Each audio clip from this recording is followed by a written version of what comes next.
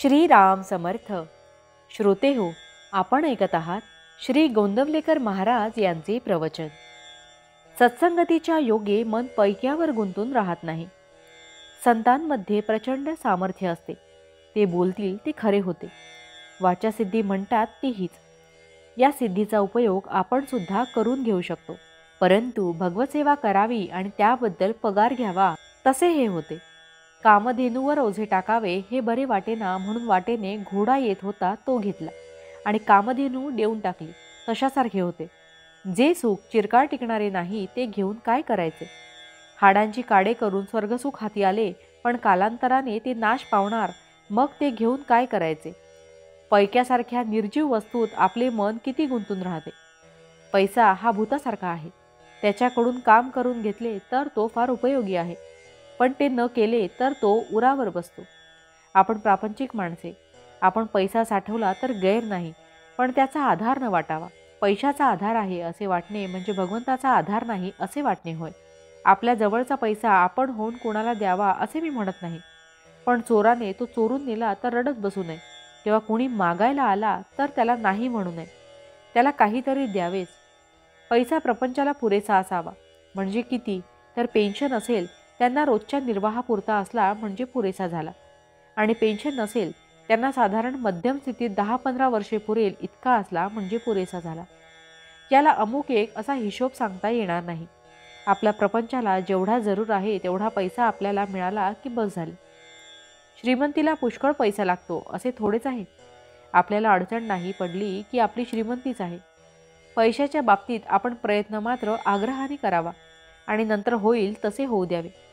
आपण आतून निष्काम, निर्लोभ आणि निरीच्छ असावे. दुसऱ्याचे द्रव्य मला यावे अशी बुद्धी कधीही ठेवू नये. ज्याच्याजवळ पैसा विपुल आहे त्याला श्रीमंत अगर सावकार म्हणता येईल. ज्याच्याजवळ विद्वत्ता आहे त्याला विद्वान म्हणता येईल. ज्याच्याजवळ शेत आहे त्याला शेतकरी म्हणता येईल. परंतु यांच्यापैकी कोणाला मोठा म्हणता येईलच असे नाही. सावकार कंजूस असेल, विद्वान गर्विष्ठ असेल किंवा शेतकरी असाच दुर्गुणी असेल. ज्याच्याजवळ सर्व गुण एकसमयावच्छेदे करून असतील तोच खरा मोठा होय. सर्व गुण एका भगवंताच्या ठिकाणीच असू शकतील, म्हणून त्याला ज्यांनी आपलासा केला तेच खरे मोठे बनतात. अशा लोकांना संत म्हणतात. आपण संतांचे होऊन राहावे, त्यात आपले कल्याण आहे. सत्संगतीपासून सद्विचार आणि सद्भावना प्राप्त होतात. ज्याचे विचार चांगला तो मनुष्य खरा चांगला होय, आणि जिथे भगवंताचे अनुसंधान आहे तिथे राहणे हीच खरी सत्संगती होय. भावार्थ. पैशाचे नाव अर्थ, पण तो करतो मोठा अनर्थ. जानकी जीवन स्मरण जय जय राम. महारुद्र हनुमान की जय. समर्थ रामदास स्वामी महाराज की जय. सब संतन की जय. श्री अनंत कोटि ब्रह्मांड नायक राजाधिराज सच्चिदानंद सद्गुरु श्री ब्रह्मचैतन्य महाराज की जय. जय जय रघुवीर समर्थ. आता आपण 13 वेळा नामस्मरण करूया. श्रीराम जय राम जय जय राम. श्रीराम जय राम जय जय राम. श्रीराम जय राम जय जय राम. श्रीराम जय राम जय जय राम. श्रीराम जय राम जय जय राम. श्रीराम जय राम जय जय राम. श्रीराम जय राम जय जय राम.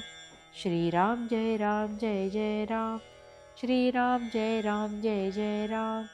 श्रीराम जय राम जय जय राम. श्रीराम जय राम जय जय राम. श्रीराम जय राम जय जय राम. श्रीराम जय राम जय जय राम. जय श्रीराम.